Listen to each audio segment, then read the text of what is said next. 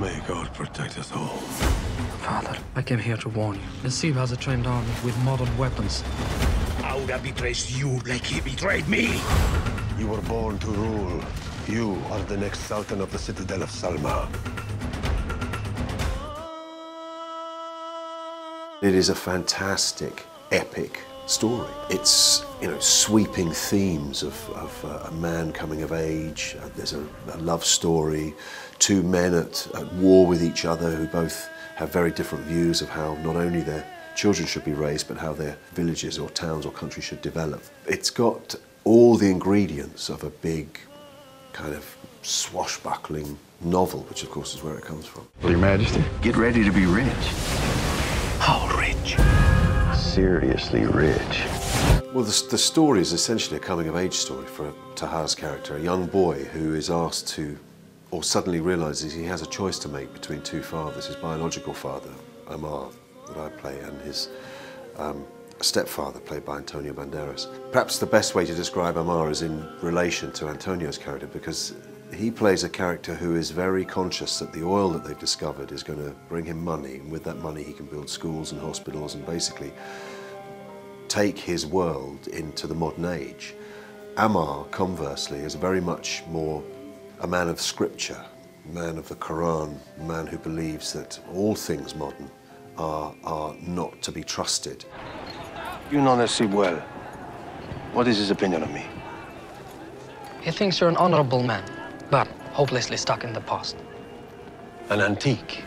Yeah, I think it was interesting that the film is set at a time when oil is discovered in this particular peninsula, wherever we are. Because obviously oil is the thing that has shaped the destiny of the Middle East, and there's a choice to be made by the people who live there and the rulers who run the place, presumably, which is that how much do you stay in touch with where you've come from, and how much do you use that newfound wealth to forge ahead and go down a different path? That's called the House of Allah. Just miles and miles of nothing. I sort of thought in the old days when they made films like African Queen or something, they'd all disappear off into the jungle for months on end and actually be in the location because they didn't have the luxury of CGI. And this film was very like that. I don't know, there's a couple of moments where some of the scenery is computer generated, but everything else was there. I mean, the horses, the camels, the desert, it was all exactly as you would want it and made the whole business very easy. If I were seen to march my army into the desert to cross the House of Allah, do you think he would believe it? Send those men into the House of Allah. They would die there.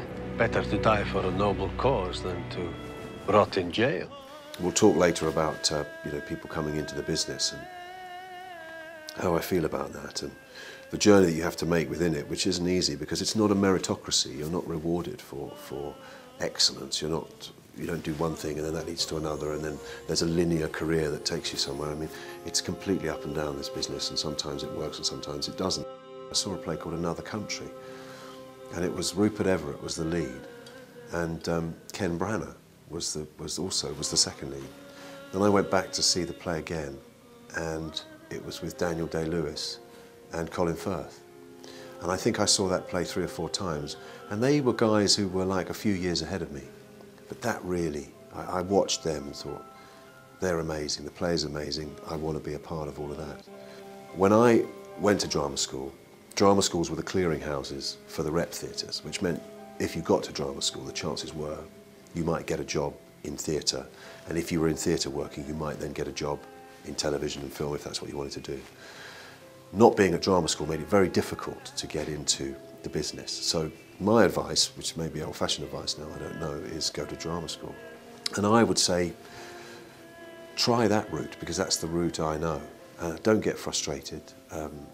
Hang in there as long as you can, but be aware of the fact that it doesn't owe you a living. You need a bit of luck, and you learn on the job, and you hope that the learning that you do coincides with the bit of luck that can suddenly get you noticed. Follow me! Black gold. Now you are a man. May God guide your steps.